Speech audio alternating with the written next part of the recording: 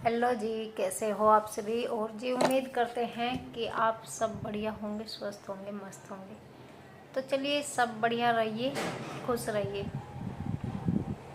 तो भाई मैं बात कर रही हूँ आज। देखिए, मैंने पहले भी बताया है कि दैविक की मैंने फाइल भी दिखाई है अपने एक पिछले वीडियो में, कि जो मैंने इसको थेरेपी सेंटर हम लेकर गए थे और वहाँ जो मतलब डॉक्टर ने इसके लिए बहुत सारी चीज़ें लिख कर दी थी, सजेक्ट किया था इसके लिए कि क्या सही है क्या नहीं है, और बहुत सारी चीज़ें मतलब जो डॉक्टर ने लिख कर दी थी। मतलब थेरेपी सेंटर, थेरेपिस्ट होते हैं एक, मतलब ऐसे थोड़ा ऑटिज्म वाले बच्चों को स्पेशल या मतलब ज़्यादा या थोड़ा उनके हिसाब से वो ऐसे मैनेज कर लेते हैं। उनके पास में काम करने वाले रहते हैं, बहुत सारे प्रैक्टिस कराने वाले रहते हैं, वो उसी हिसाब से बच्चे को ट्रेंड करते हैं कि बच्चों में कम लक्षण हैं तो कम के हिसाब से रखेंगे और ज़्यादा है तो ज़्यादा के हिसाब से।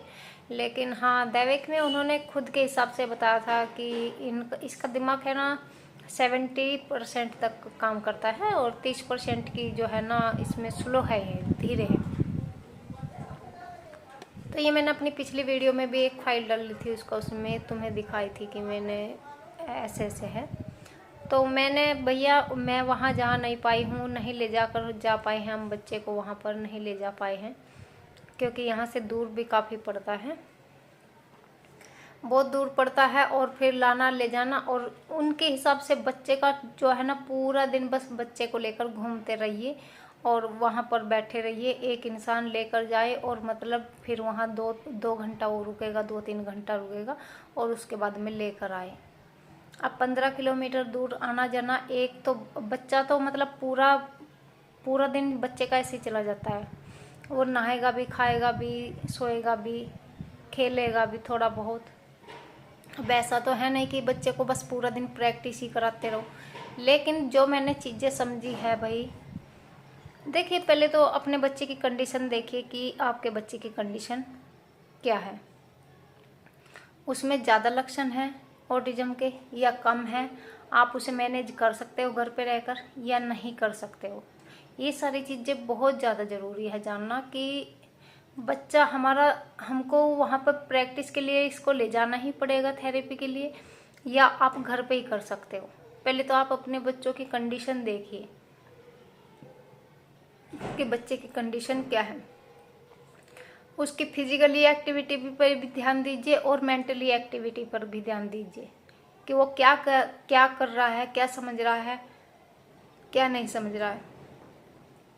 जैसे कि हमारे दैविक को भी मतलब ऐसे बच्चों में है ना थोड़ा स्पीच डिले होती है, ध्यान नहीं लगाते हैं और मतलब पता सब कुछ है लेकिन वो यह बोल नहीं पाते हैं। थोड़ा अंदर का कॉन्फिडेंस लेवल बिल्कुल जीरो है, वो नहीं कॉन्फिडेंस बाहर है उनका, वे खुद को प्रेजेंट नहीं कर पा रहे हैं किसी के सामने खुद को।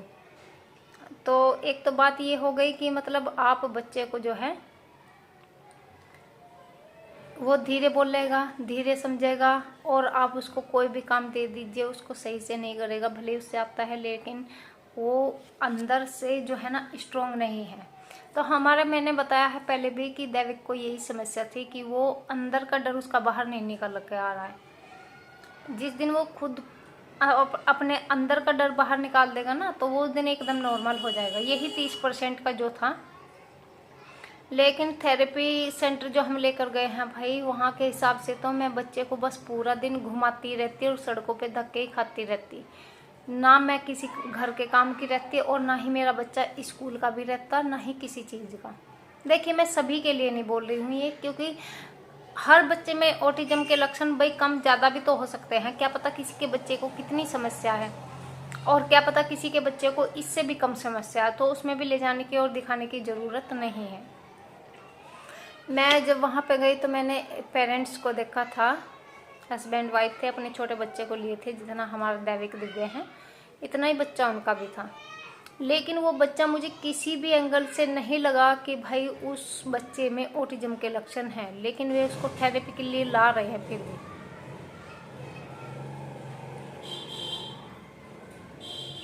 तो ये सारी चीज़ें भी जानना ज़रूरी है। वो ला किस लिए रहे थे मुझे खुद भी नहीं समझ आया। मैंने उस बच्चे का उसने अपने मतलब जूते के लेस खुद से बांध लिए हैं। जब वो बाहर निकल रहे थे उसने खुद से बांधे हैं। उसने हमारे बच्चों के साथ में बातें की है। जो है मैं देख रही थी तो मैंने वो चीज़ें समझी है कि बच्चे में कोई दिक्कत तो लग नहीं रही है, फिर ये इसे थेरेपी के लिए क्यों ला रही। पेरेंट्स को थोड़ा बहुत लगा होगा और वो ले गए हैं थेरेपी सेंटर। तुम एक डॉक्टर के पास में जाओगे, डॉक्टर कभी नहीं बोलेगा कि आपको बिना दवाई गोली दिए भेज दे। भले वो आपको विटामिन गोलियां देकर भेजेगा, लेकिन भेजेगा।